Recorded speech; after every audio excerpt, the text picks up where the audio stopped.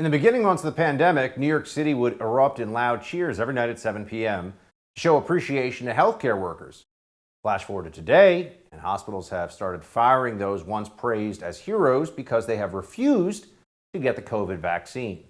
The new Democratic governor, Kathy Hochul, ordered the firing of unvaccinated doctors, nurses, and hospital staff and announced her plan to tackle any staffing shortages this way. I will be signing an executive order to give me the emergency powers necessary to address these shortages where they occur. That's going to allow me to deploy the National Guard, who are medically trained, deploy people who've been retired, who may have had a license lapse, bring in people from elsewhere. Here with reaction, New York City Council member Joe Borelli. Joe, great to have you. Thank you, Buck. Thank you. So, what's going to happen here? I mean, the deadline for health personnel, right, that has passed. Are they being fired? Are some getting a little extra time? What's going to happen here? What's going on? Well, the terminations have begun.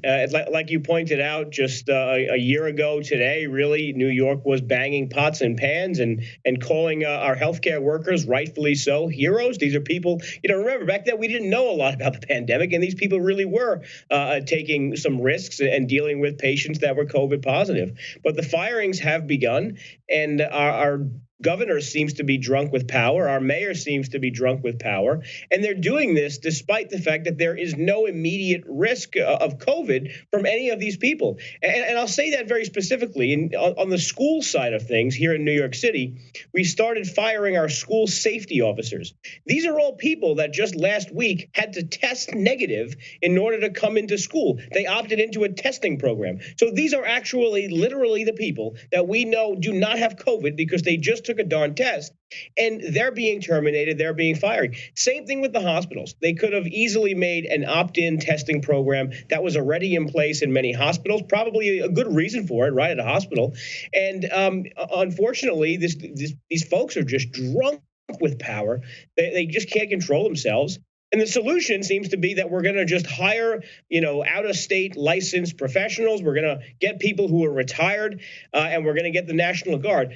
News for the governor, there just aren't enough people that fit those categories that want to work in New York City or New York State immediately to fill these gaps. I mean, there's no pool of people that are just sitting at home right now saying, I want to take the next Greyhound to Manhattan and fill in a spot at a hospital. It just doesn't exist.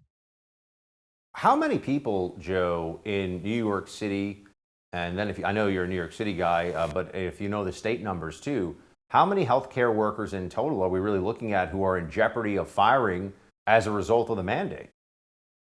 We're talking in the thousands. I mean, this is not something that's a negligible number. This is already causing healthcare shortfalls in areas where they've already implemented this. Some private hospitals have already started implementing these policies and already been pushing people out the door. So we've already seen hospitals in this state that, because of the shortage, have begun to deny specific services, mostly pre-scheduled things. The ERs are still operating, but they're denying healthcare to some people based on their staffing shortage.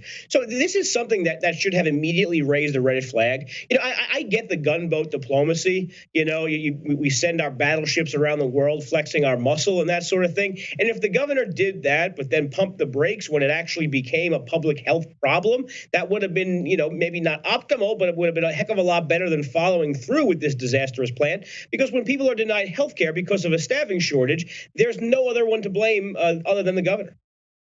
There were protests against the vaccine mandate in New York City last night. People were chanting, "No vaccine, you won't force my body, my choice." So this is actually happening. We have some of the protest footage there for everybody. Not, there are people showing up, but it seems like not in enough numbers or not with the political muscle to get anything changed here.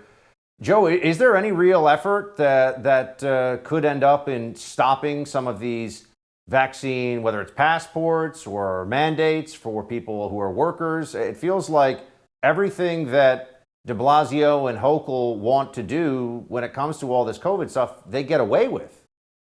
Yeah, well, what stops this is elections. So people should get off their rear ends and actually turn out to vote, be it this November, in the primaries next June, in the next year's general election for governor. I mean, people need to push back on their own government and start taking things into their own hands. And by that I mean voting. We have tried every option. There have been dozens of lawsuits. There have been dozens of appeals. There have been dozens of challenges by labor unions who actually want to stand up for some of their workers who they don't want to fire. And all of it has been met with rejection from the courts. A few judges here and there gave some temporary relief, but at the end of the day, the appeals are going nowhere, and it looks like these are going to stick around.